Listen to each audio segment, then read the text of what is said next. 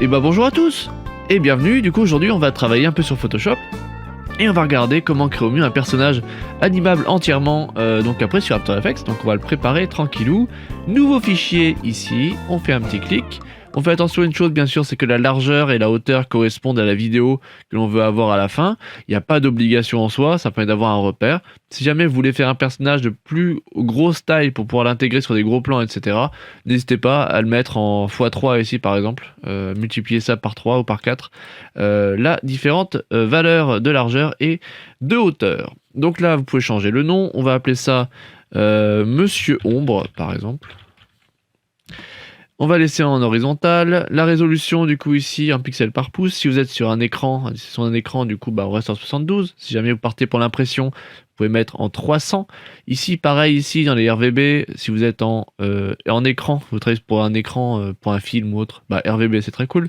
Si jamais vous voulez travailler pour de l'impression, genre refaire des planches de design, etc., un petit CMJN ici, c'est top. On reste en 8 bits, parce que ça suffit par rapport à nos couleurs. Et quand on est heureux, on clique sur OK. C'était plutôt créé d'ailleurs, mais c'est pas grave.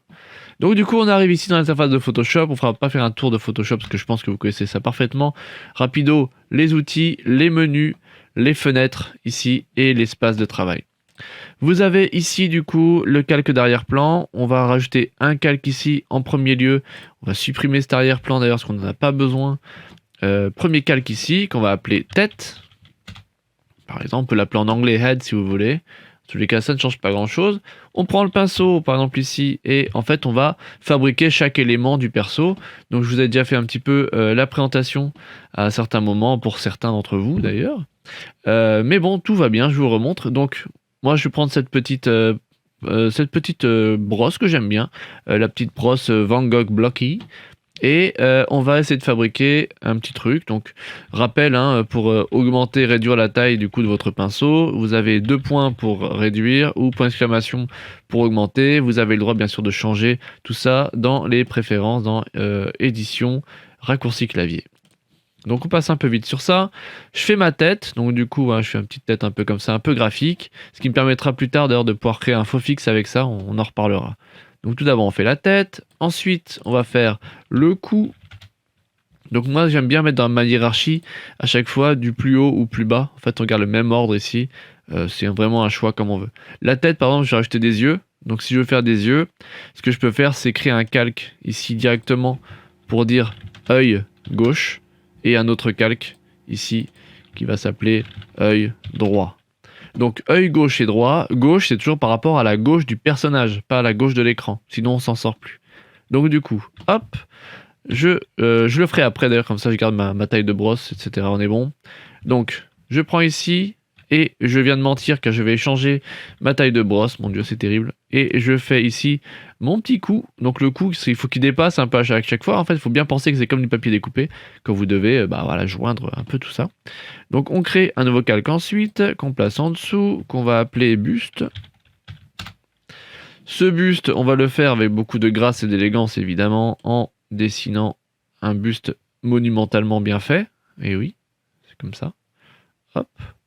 Donc il est là, paf. Ensuite, on peut créer un nouveau calque, du coup, qu'on va appeler bras G, qui va correspondre juste au bras gauche, hein, évidemment. Donc, je le prépare comme ceci. Voilà, donc jusqu'au coude. Ensuite, je me fais l'avant-bras G, que je vais placer en dessous du coup du bras G. Pouf, et pas même chose, je vais faire mon petit truc ici, voilà, tranquillou, j'essaie d'avoir à peu près des proportions ok, là il va y avoir des grands bras, c'est pas très grave. Et ensuite ce que je fais, je vais créer du coup ma main G, que je place en dessous de mon bras, et je vais faire une main démentiellement incroyable, évidemment, voilà, elle est sublimissime. Et une fois que j'ai ça, du coup, en fait, j'ai mes 3 calques, je peux les dupliquer, donc je vais faire un clic droit, dupliquer les calques, et je vais sur OK pour l'instant. Et en gros, je vais les placer en dessous, et je vais les renommer bras D. Voilà. Avant-bras D. D comme droit. Main D. Pouf. Je sélectionne tout ça, Spook. Je sélectionne avec l'outil de sélection V ici. Je fais un petit clic gauche ici, un petit clic droit. Même pas besoin. Je clique sur ça, Spook. Je prends ça, je décale sur le côté.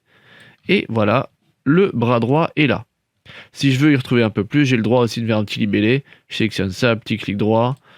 Petit clic droit ici. Et je vais mettre que ça c'est en rouge par exemple. Et ça, hop, j'ai le droit de le mettre en jaune par exemple ici. On s'y retrouve dans la timeline. On va dans la fenêtre de calque. Ce que je peux faire ensuite ici, c'est que je vais rajouter un calque avec le petit plus. Je crois que mon écran il est un peu coupé en bas, désolé. Donc du coup vous pouvez pas voir à chaque fois, mais j'appuie sur le petit plus ici. Donc du coup maintenant on va faire les jambes. Donc pareil, jambes G. Pouf, je prends le pinceau, j'agrandis un peu ma taille. On va pas lui faire des très grosses jambes. Hop là, paf. Je vais créer un nouveau calque qui va s'appeler mollet G. Donc je prends mon mollet, je fabrique mon petit mollet. Hop, que je mets bien sûr en dessous. Hein. Je fais attention à ma hiérarchie toujours. Je crée encore un nouveau calque, je le place en dessous qui sera pied G. Hop, et je fais mon gros pied qui va être là. Évidemment, ça va être un peu bizarre parce qu'il est un peu gros, un peu trop.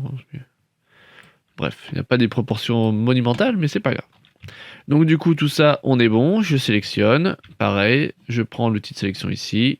Un petit clic gauche, un petit clic droit. Hop, on vrille. Mais non, parce que j'ai oublié de dupliquer. Félicitations. Donc, clic droit. Je sélectionne ça. Clic droit. Dupliquer les calques. Pouf. Je vais ensuite... Eh ben dis donc, il y a des bugs sur mon petit ordinateur là. Je sélectionne là, je fais un clic droit, symétrie axe horizontale. Je glisse ici, je le mets en position. Parfait. Et je le repositionne tout en bas. S'il le souhaite, voilà. Et avec jambe D. Comme jambe droite. Mollet D. Et enfin pied D. Et ensuite, bah tout ça, ça me paraît un peu bas. Juste le monter un peu. Donc je sélectionne tout. Je prends l'outil de sélection. Je le monte un peu. Et on est en place. Chose que je vais faire maintenant, je vais rajouter quand même les petits yeux. Donc je vais baisser un peu la taille de ça. Je vais faire juste des petits ronds. Tout bête. Œil droit. D'ailleurs, je me suis trompé. C'était l'œil gauche. Donc œil droit du perso. Ici. Œil gauche du perso. Ici. Et on va dire qu'on est très heureux de ce personnage monumental. Je peux me lui faire une petite bouche tant qu'à faire. Allez. Paf. Hop. Et on va faire... Oh, c'est trop gros. Une petite bouche contente. Ouais, il est gentil. C'est un gentil petit monstre. Ok, on est bien. Et donc du coup, on a notre bonhomme qui est là. Et maintenant, bah, on a gagné. On n'a plus qu'à sauvegarder. Et ça, on va l'importer dans After Effects.